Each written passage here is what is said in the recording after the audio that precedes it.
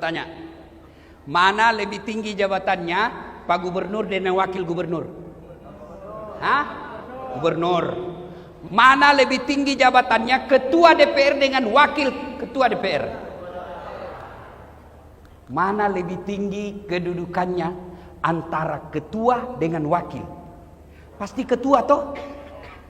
Tapi kenapa kita, Wakil kita di DPR, merasa dia lebih tinggi derajatnya dari kita? Belem-belem. Iya toh? Namanya wakil, kamu di bawah. Gubernur lebih tinggi dari wakil. Assalamualaikum warahmatullahi wabarakatuh. Sampai berjumpa kembali dengan channel King Cepi. Pembukaan yang cukup syariat banget ya guys. Di situ kelihatan Ustadz Dasad Latif yang sedang memberikan tausiah kepada orang-orang soal anggota dewan yang katanya wakil rakyat tapi merasa kedudukannya di atas rakyat.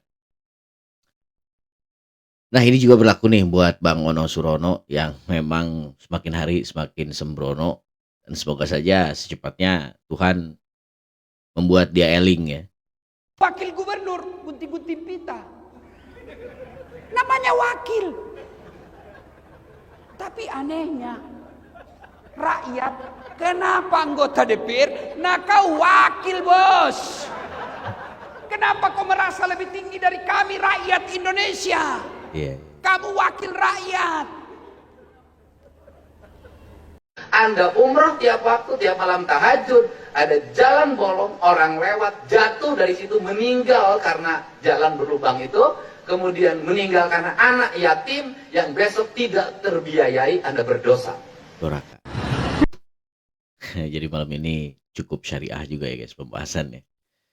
Ya, dan semoga saja para pejabat dan juga pemangku kepentingan yang memiliki otoritas segera mungkin disadarkan bahwa sebetulnya banyak hal yang perlu mereka sadari gitu, bahwa ya seperti kata Kang Deddy Mulyadi tadi, sejelek-jeleknya birokrasi di negeri ini ya yang pada akhirnya akan menjadi dosa juga buat para petinggi ya, para pejabat baik yang di legislatif maupun yang di eksekutif. Karena kan semuanya itu dipintai pertanggungjawaban kelak di akhirat.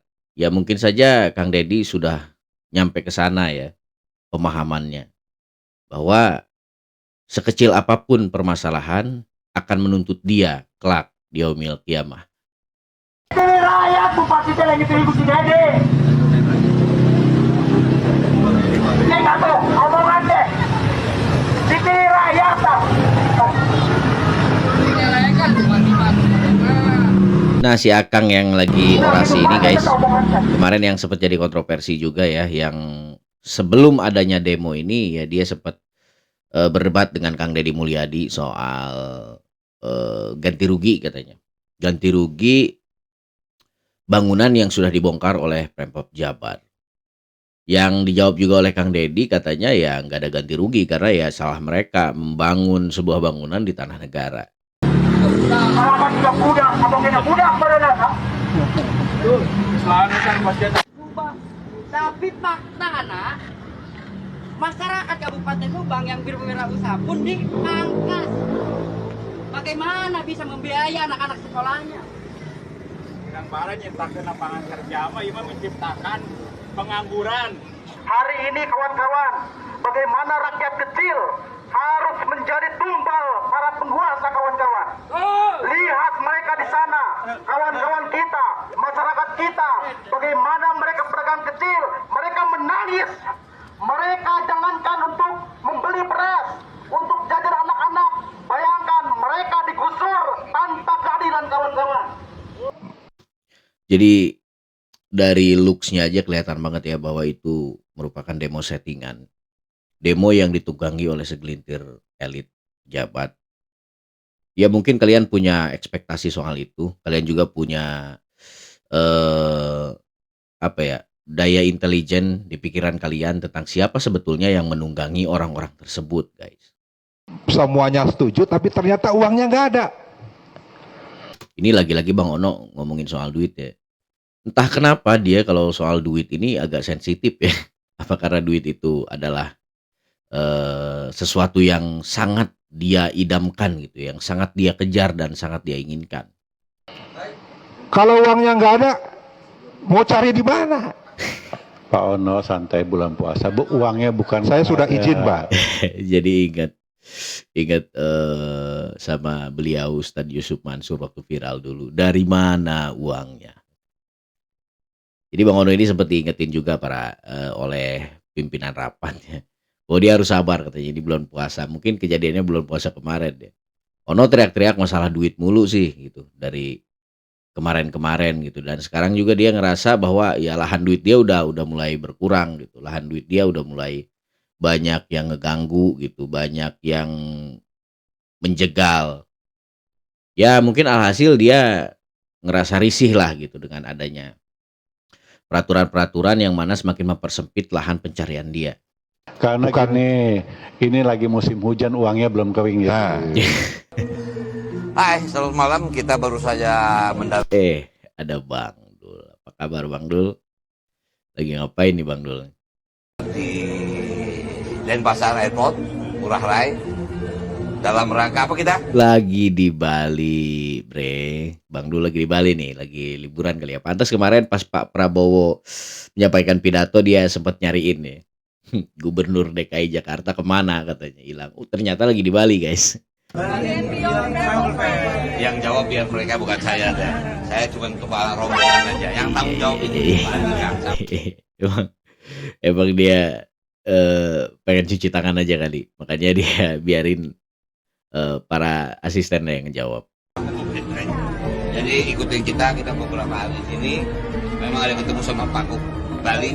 Mudah-mudahan ada kerjasama kita. Jadi ikutin selama kita di Bali. Kerjasama pariwisata ya kan.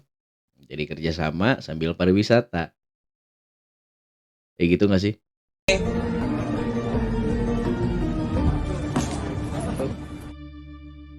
Kalau misalnya saya tidak melakukan check and balance, ya. Omon-omon ya Pak ya. Kalau tidak omon-omon, maka rakyat akan bayar gaji buta saya. Nah, itu dia Pak. Rakyat membayar gajinya DPRD itu untuk bicara. Enggak gitu konsepnya Bang Ono. Jadi kata Ono Surono ini katanya kalau dia nggak omon-omon, kalau dia nggak cuap-cuap, kalau dia nggak berisik di sosial media, maka rakyat akan sia-sia membayar gaji DPR katanya, karena ya tugasnya DPR mungkin sepengetahuan beliau itu ya cuman itu, cuma mengoreksi, cari-cari kesalahan, mencari-cari kesibukan yang nggak jelas gitu kan. Padahal ya yang rakyat mau itu kan bukan seperti itu. Jadi persepsi Bang Ono ini yang salah. Untuk mengawasi, untuk membuat legislasi, untuk membuat anggaran bersama-sama dengan pemerintah. Jadi kalau misalnya ada yang mengatakan bahwa DPRD itu hama, berarti rakyat itu tidak mengerti terkait. Ya DPR jadi hama itu ya karena ada orang-orang seperti Ono Surono ini ya. Bener nggak? Kalau setuju tulis di kolom komentar guys. Ya sebetulnya DPR itu, kenapa legislatif itu dibentuk oleh negara gitu kan, untuk menjadi sejenis pengawasan gitu bagi jalannya pemerintahan eksekutif, agar supaya pemerintahan eksekutif punya punya batasan, tidak sewenang-wenang. Dibentuklah lembaga legislatif sebagai lembaga yang mewakili rakyat. Jadi kalau memang rakyat sudah pro dengan apa yang menjadi program eksekutif, ya legislatif harusnya nurut dong. Kalau memang dia merasa bahwa hadirnya dia untuk menyuarakan suara rakyat gitu, kenapa ketika suara rakyat satu arah, dia malah yang berbelot gitu. Jadi pada akhirnya ini semua soal duit. Ini semua soal lahan yang sudah mulai terganggu. Ini cuma soal kepentingan juga. Dengan tugas dan fungsinya DPRD. Disebutkan ini konten APS, no. Bahkan bangunan-bangunan hanya hiji oge dari bikaya 2 minggu lebih. Baik guys, kita dengerin ya klarifikasi dari Bupati Subang sendiri nih.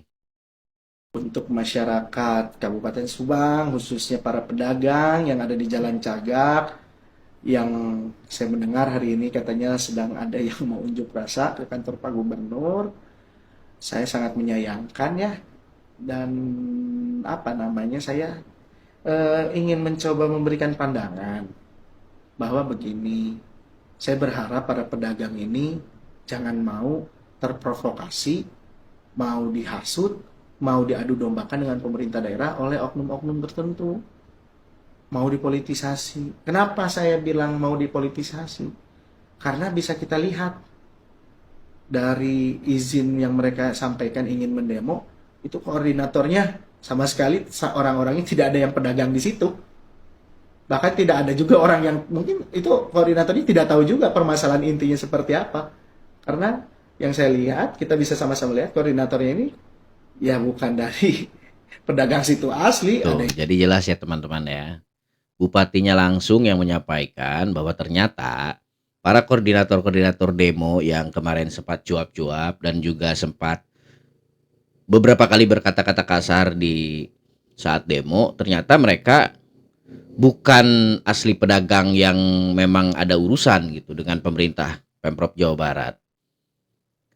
Ya dugaan kuat indikasinya mereka sebenarnya ditunggangi gitu oleh salah satu elit ataupun salah satu lembaga yang memang mereka merasa bahwa keadaan mereka saat ini sedang terancam oleh kebijakan-kebijakan dan peraturan-peraturan yang memang kata mereka itu cukup nyeleneh. Oleh karena itu kita juga tahu ya, kepentingan itu memang di atas segalanya. Tapi ya sekali lagi mereka bekerja itu sebenarnya buat siapa gitu kan. Untuk masyarakat kah atau untuk kelompoknya kah atau untuk partainya kah gitu. Jadi ini clear ya, clear jelas. Jelas sekali apa yang dibilang sama Pak Bupati dari Subang bahwa sebetulnya mereka sama sekali bukan mewakili para pedagang. Dan bisa jadi yang mengaku pedagang juga nih yang jadi barisan remah-remahnya di belakang tadi, ibu-ibu segala macem lah. Itu juga orang-orang bayaran, Bre. Oknum ormas, oknum LSM, ya kita bisa sama-sama menilai itulah. Sehingga saya berharap para pedagang tidak terprovokasi, karena pada prinsipnya silahkan para pedagang tanya kepada daerah lain. Ada tidak daerah lain yang melakukan penggusuran, dagangan pedagangnya diborong oleh pemerintah, walaupun pemerintah nggak ngambil barangnya ya, itu dibagikan lagi ke masyarakat, uang tunggunya akan diberikan selama 2 bulan, lalu akan ditata lagi, ditempatkan di tempat yang layak dan untuk menjadi daya tarik peningkatan ekonomi. Ada nggak coba cari daerah lain yang sebegitu mengurusnya tentang pergusuran? Jadi Pak Bupati juga sempat menyinggung soal oknum ormas dan oknum LSM. Sepertinya ya, menurut pandangan gua di sini, kayaknya Pak Deddy ini kurang respect dengan keberadaan ormas dan LSM. Pak Deddy juga sepertinya tipe pemimpin yang nggak ngurus ormas sama LSM. Jadi makanya banyak banget nih gerakan-gerakan dari bawah. Kayak LSM ataupun ormas, mungkin banyak lah mayoritas dari kalian, kecuali yang anggotanya ya. Mungkin banyak dari kalian sebenarnya nggak setuju sih dengan adanya ormas dan LSM itu sendiri gitu. Karena ya memang mereka itu ada manfaatnya guys. Cuman seringkali disalahgunakan gitu keberadaan mereka itu oleh para oknum anggotanya sendiri. Berbeda dengan pemimpin Jawa Barat sebelumnya yang memang sangat memperhatikan sekali tentang keberadaan ormas dan LSM. Karena sih keberadaan mereka sebenarnya menguntungkan ya buat para politisi. Dengan sekian ratus ribu bahkan sekian juta anggotanya itu ya itu sebenarnya bisa jadi salah satu titik pacu untuk mereka mencapai kedudukan atau kursi di mana yang mereka inginkan gitu guys. Tapi saat ini kayaknya di pemerintahan sekarang ormas nggak terlalu diurus gitu. Jadi banyak yang recet, banyak yang nyanyi di belakang. Banyak juga yang mungkin nggak keberi makan. Sebenarnya bagus sih gitu kan. Karena di pemerintahan sebelumnya kita juga tahu banyak banget nih dana hibah dari Pemprov Jabar ini yang masuk ke lembaga-lembaga ormas. Saya rasa tidak semua daerah mau melakukan itu. Hanya Kabupaten Subang. Jadi kalau kita masih disebut pemerintah daerah, kabupaten, provinsi ini tidak sayang ke rakyatnya, terus kita harus seperti apa? Saya rasa ini sudah sangat humanis, ini sudah sangat memikirkan para pedagang. Tapi sabar, uang dagangan sudah kita ganti. Sekarang tinggal uang duduk 2 bulan. Jujur, uang duduk 2 bulan itu, uang ganti rugi 2 bulan itu akan kita berikan di minggu-minggu ini rencananya. Tapi begitu ada kejadian ini, ternyata kok pedagang mau dihasut, mau diprovokasi, saya akan menunggu dulu dengan Pak Gubernur. Akan melihat dulu seperti apa. Karena pada prinsipnya, saya dan Pak Gubernur akan mengurus dan menyayangi dan menempatkan dan memberikan hak-haknya itu kepada masyarakat yang mau diurus, kepada pedagang yang mau diatur, kepada pedagang yang mau diurus. Jadi kalau pedagangnya tidak mau diurus, tidak mau ditata, tidak mau berkolaborasi dengan pemerintah daerah, ya silakan. Nanti uang ganti rugi, penempatan laginya nanti silakan mintanya ke koordinator-koordinator yang mau mengajak teman-teman pergi ke Gedung Sate hari ini. Karena kami akan mengurus dan akan memberikan pelayanan kepada masyarakat, pedagang-pedagang yang khususnya mau diurus. Karena jujur, sebetulnya pemerintah daerah itu tidak ada kewajiban untuk memborong dagangannya, untuk memberikan uang tunggunya, untuk menempatkannya. Karena dagang sendiri itu kan berdiri di tanah yang tidak seharusnya. Nah iya benar, sebenarnya guys, nggak ada kewajiban buat pemerintah mengganti ataupun hanya sekedar memberikan kompensasi kepada mereka, karena ya jelas yang salah itu mereka mendirikan bangunan di lahan tanah milik pemerintah, dan ketika pemerintah mengambil haknya, sebetulnya akan dikembalikan kepada sebagus-bagus kepentingan masyarakat itu sendiri. Tapi ya sekali lagi, masyarakat nggak sabar, datang juga yang menunggangi, datang juga oknum-oknum yang menghasut warga, pedagang yang ada di sana. Ya sebenarnya benar gitu, pemerintah nggak ada kewajiban buat ngasih itu semua ke masyarakat yang kena gusur. Itu salah. Tapi bayangkan, hal yang salah pun kita mencoba mencari kebaikan di dalamnya dengan mengganti dagangannya, memberikan uang duduknya selama 2 bulan, menempatkannya lagi nanti di tempat yang layak. Jadi kalau kita disebut kita tidak sayang masyarakat, harus seperti apa lagi kita melakukan hal-hal seperti itu? Saya hanya meminta masyarakat sabar. Karena ini kan uang bukan uang kecil, teman-teman harus tahu ada 400 yang kemarin masuk datanya ke saya, pedagang di Jalan Cagak sampai Tambakan itu. Itu kan kemarin sendiri kan banyak yang ngomong uangnya dari mana, awas ada indikasi korupsi, justru karena kita. Jadi kita bingung, kita ngasih cepat dimarahin, kita ngasih sesuai prosedur pun hari ini kita diomongin, jadi bingung gitu ke kitanya. Karena kita ini semuanya harus sesuai prosedur. Karena 400 jongko yang harus kita berikan uang duduk ini bukan uang yang kecil, dan ini kita tidak pakai APBD. Kita mencari dana ke CSR, BJB, berkolaborasi agar mau untuk membangun ini. Dan ini kan ada tahapannya, kita harus verifikasi, kita dicek dulu. Kan nggak bisa sekaligus langsung ini. Justru kalau tiba-tiba saya uang segitu besar langsung saya berikan, harus tanda tanya. Jadi seperti itu, saya harap semua pedagang, masyarakat tidak terprovokasi oleh oknum-oknum tersebut. Karena kita bisa lihat, kita bisa sama-sama tahu. Ternyata orang yang meramaikannya ini, yang seolah membuat ini peduli pedagang dan lain-lain ini, ya bukan pedagang di situ sendiri, tapi oknum-oknum ormas dan LSM, ya yang mungkin saya juga nggak tahu, mungkin itu politisasi atau seperti apa tujuannya, seperti itu. Karena yang jelas tanpa perlu berdemo pun kita akan memikirkan masyarakat kita kok, tanpa perlu berdemo pun itu sudah jadi bahan pikiran saya dan Pak Gubernur dan akan direalisasikan dalam waktu dekat, seperti itu. Terima kasih. Tuh, kan. Jadi memang oknum-oknum ormas dan LSM ini merupakan media yang sangat mudah ya, buat ditunggangi oleh para elit politik yang punya kepentingan dan yang rasa kepentingannya terganggu.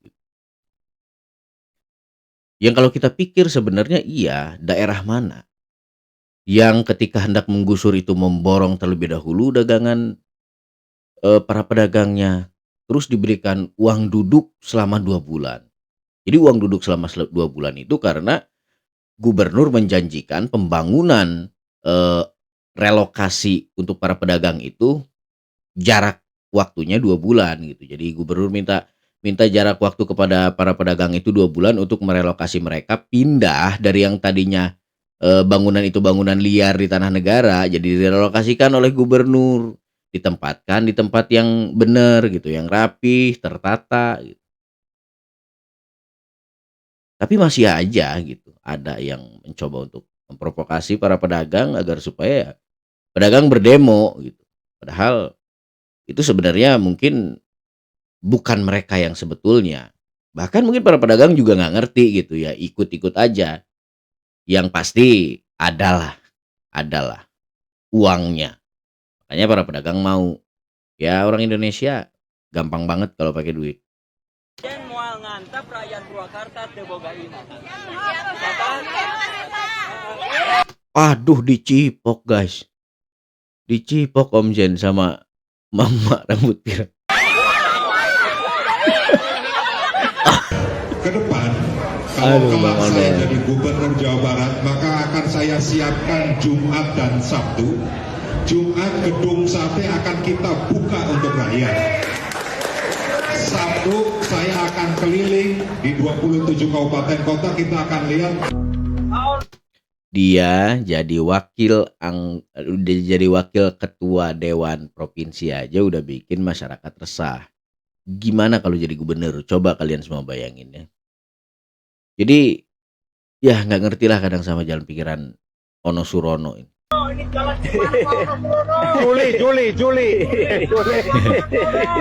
Jadi warga yang lagi lewat ini guys teriak-teriak kepada Ono Surono nih, jalan katanya jelek kata warganya. Kebetulan Ono juga lagi ada tuh di deket Kobangannya.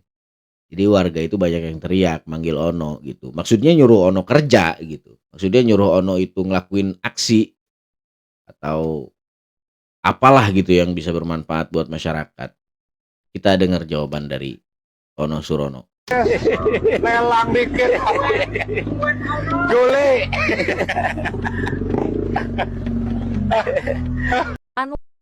Katanya dia lagi ngelelang bulan Juli. Zahid senggol Kang Deddy Mulyadi. Menteri semua dapat mobil dinas, sampai level bawah camat dapat mobil dinas. Padahal tugasnya cuma teken setempel, ngono tok dapat mobil dinas. Harusnya izin ini Pak Ketum perlu dipertimbangkan.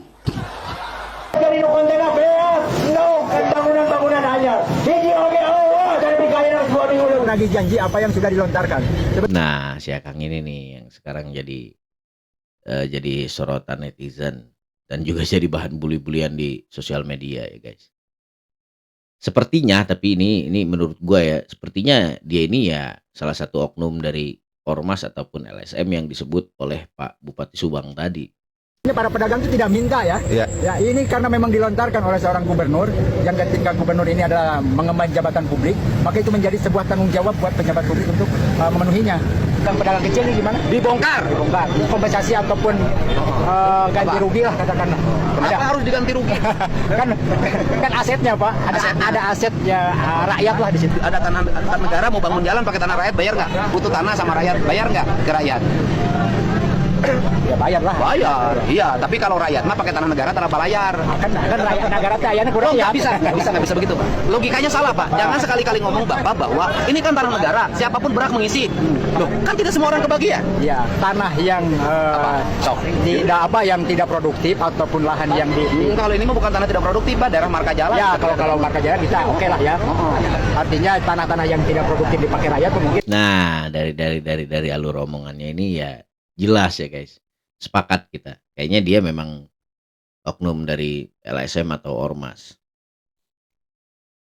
Banyak sih di tempat gua juga yang mereka ya, kumpulan-kumpulan mereka itu sengaja nih ngumpul, belajar public speaking gitu, belajar pasal-pasal, belajar hukum gitu. Nah, suatu hari nih ketika mereka udah mulai agak lancar bicara gitu, 1-2 pasal itu mereka udah ngerti, mereka keliling nih nyari proyek-proyek gitu kan, nyari kesalahan-kesalahan para kepala desa ataupun aparat desa. Ya itu mungkin ya di tempat kalian juga banyak ya yang seperti itu. Dan dari arah omongan dan juga mimik wajah si Akang ini ya sepertinya kuat indikasi ya dia merupakan salah satu anggotanya guys. tidak masalah ya. Ya, tapi lamun naik dicokot di negara kudu dibikeun. Ya, itu betul. Mereka ada uang tunggu selama 2 bulan. Nah, itu berarti ya. Selama 2 bulan ada uang tunggu, nanti dikasih beras. Ya. Dikasih duit. Ya. Dikasih nog. Ya. Nanti saya bikinin bangunan-bangunan yang bagus, yang indah. Jangan kalah sama swasta. Ya, pegang ini ya. Hah? Kita pegang ini. Pegang Ya, naon? artinya ucapannya ini kebijakan ini. Pak, kakuring mah teh kudu ngomong lebih-lebih sih. Aing mah asli urang dia. Ya. Jadi keberanian si Akang ini kan dia di atas rata-rata orang biasanya ya. Ketika dia ngomong dengan pejabat sekelas gubernur aja dia masih bisa rileks gitu. Ya ketahuan kalau dia memang sering latihan, sering mempersiapkan diri gitu buat ngomong sama orang-orang hebat, sama orang-orang atas. Ya itu yang seperti gue bilang tadi ya, mereka sering mempelajari itu gitu kan, di rumahnya ngumpul, mereka kadang ya belajar soal public speaking gitu, soal hukum-hukum dasar, soal pasal-pasal, dan untuk ngetesnya gitu mereka kadang keliling gitu nyari bangunan-bangunan pemerintah gitu, mereka cari masalahnya yang sebetulnya harapannya mereka itu ya dikasih jatah juga gitu. Ya itu udah jadi rahasia umum lah sebenarnya ya. Inilah fakta yang terjadi di negeri kita. Semoga kedepannya terus akan lahir, terus akan bermunculan orang-orang baik yang mau gitu dan mampu memimpin negeri ini. Orang-orang yang bisa ngejalanin roda pemerintahan dengan seadil-adilnya, sebijak-bijaksananya, dan juga kasih sayangnya kepada rakyat kecil terutama. Baik guys, sampai di sini dulu review ataupun reactionnya kali ini dari saya. Semoga apa yang saya katakan bisa membawa manfaat, dan kalaupun saya salah, saya mohon maaf sebagai manusia biasa tentunya.